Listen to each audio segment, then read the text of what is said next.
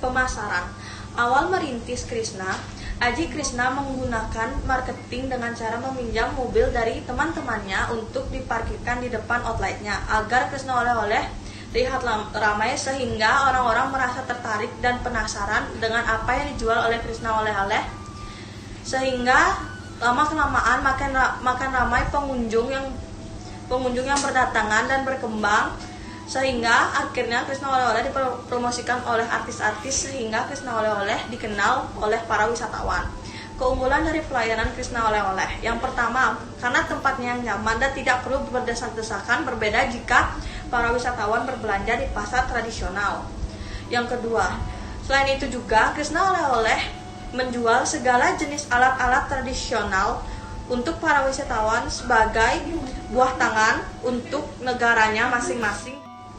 3. Salah satu cabang Krishna oleh-oleh Bali juga buka 24 jam, sehingga wisatawan dapat berbelanja dengan santai dan tidak terburu-buru untuk berbelanja.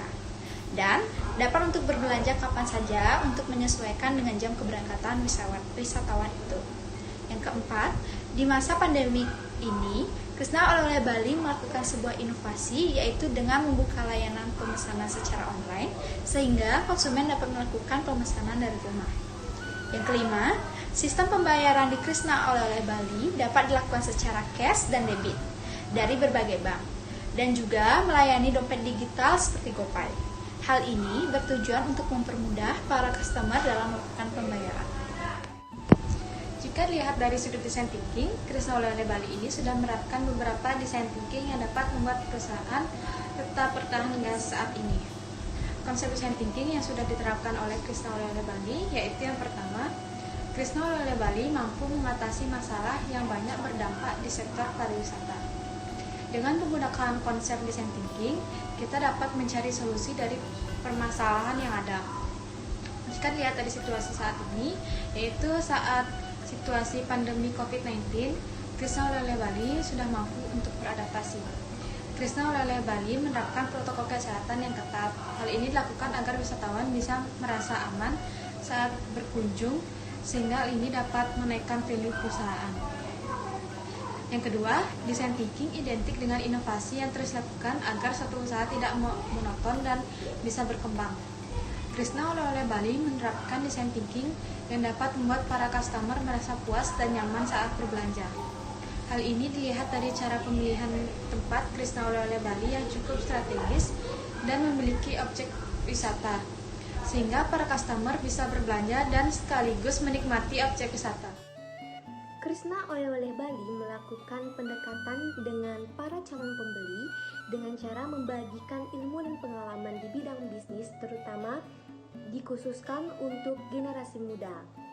Hal ini tentunya akan menambah keeksisan Krishna oleh-oleh Bali di kalangan generasi muda.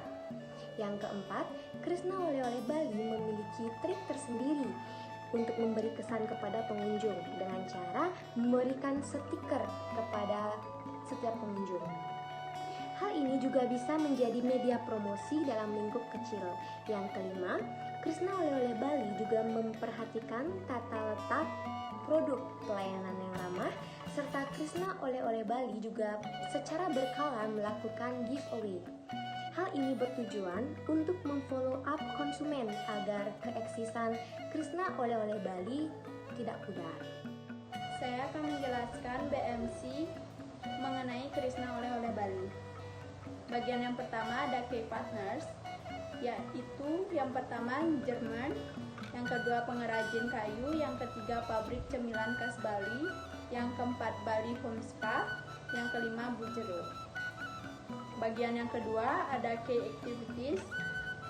Yang pertama pengolahan kain menjadi baju, pengolahan makanan ringan atau snack khas Bali. Yang ketiga menjual beraneka ragam hasil seni kayu dan lukisan Bali. Yang keempat pemasaran. Bagian yang ketiga ada key research. Yang pertama lahan membuka toko, yang kedua peralatan membuat baju, yang ketiga alat penggoreng atau panggang jajanan atau snack, yang keempat alat-alat pahatan dan lukis, yang kelima pegawai. Bagian yang keempat ada value proposition.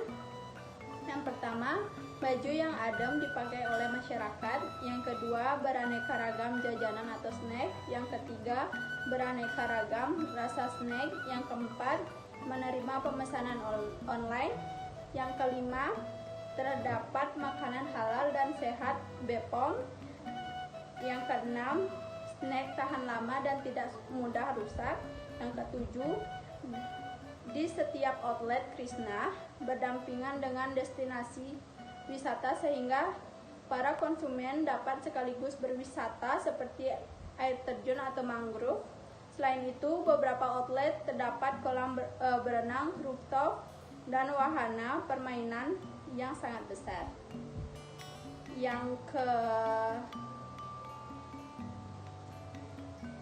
kelima ada customer relationship. Yang pertama, penjualan langsung atau outlet. Yang kedua, reseller pada minimarket atau toko. Customer segmen yang disasar oleh perusahaan ini seperti wisatawan asing maupun lokal, seperti keluarga yang berkunjung ke daerah Bali untuk mencari oleh-oleh khas seperti makanan dan pakaian Bali, remaja yang berkunjung ke Bali saat study tour yang mencari pakaian, makanan, atau oleh-oleh khas Bali, serta anak-anak kecil yang mencari mainan khas Bali ataupun makanan khas Bali. Serta cost structure yang dikeluarkan oleh perusahaan ini seperti biaya lahan, biaya produksi pakaian, biaya produksi makanan, biaya produksi kerajinan tangan, biaya gaji pegawai, biaya listrik, biaya pajak, biaya angkut pengiriman barang ke cabang-cabang Krishna Oleh-oleh Bali.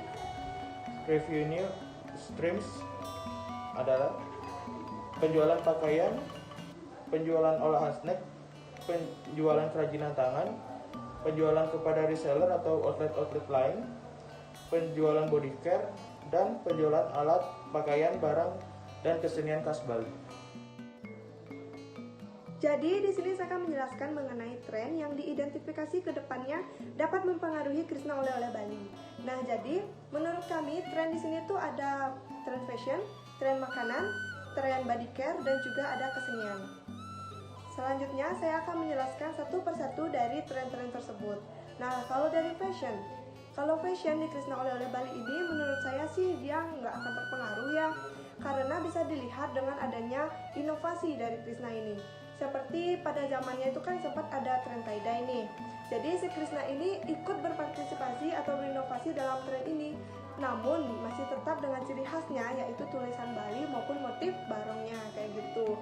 Selain itu, di Krishna itu fashionnya juga ada baju safari, ada kebaya, kamen, udang, dan beberapa fashion lain.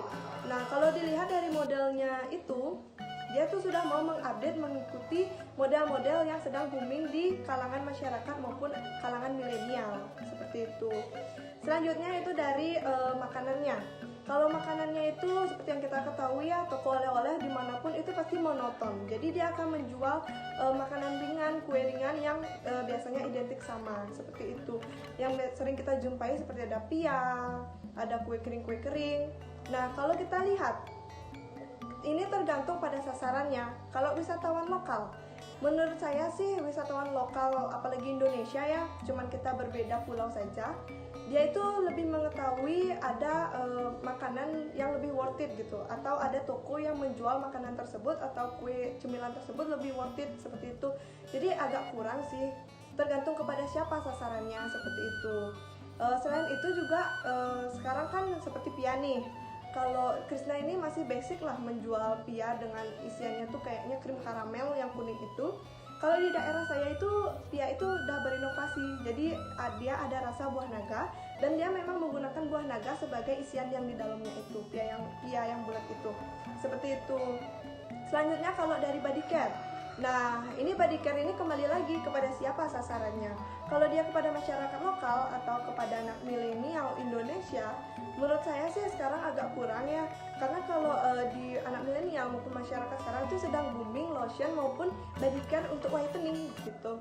Jadi kalau dia itu sasarannya kepada turis, kemungkinan sih masih ada peminatnya karena turis itu kan udah putih, udah bersih. Jadi pasti dia lebih fokus kepada aromanya. Karena kalau turis itu lebih suka aroma-aroma natural kayak gitu. Jadi dia itu Krishna ini bekerja sama dengan Bali Home Spa. Menurut saya dia pasti menjual lebih ke aromanya seperti itu, bukan whiteningnya. Karena banyak juga brand-brand lokal itu sudah mengeluarkan body care, lotion, scrub lah untuk whitening, karena sekarang sedang booming, orang-orang itu pengen punya kulit putih dan bersih kayak gitu. Selanjutnya itu dari kesenian. Nah, kalau keseniannya di Krishna itu menjual ada beberapa jenis gamelan lah. Habis itu ada lukisan, ada juga pakaian adat Bali, ada udang seperti itu. Dan di sana tuh juga banyak motif-motif batik seperti slop, sandal slop, tas-tas dari kayu, itu motif-motif batik. Pastinya mengangkat sesuatu yang tradisional karena dia berupa oleh-oleh kan, seperti itu. Nah, kalau dari sana kita bisa lihat kalau periode sekarang dia itu nggak akan terpengaruh sih, karena masih banyak anak milenial maupun masyarakat itu masih berminat terhadap seni, terutama kesenian Bali. Nah, itu masih banyak banget peminatnya.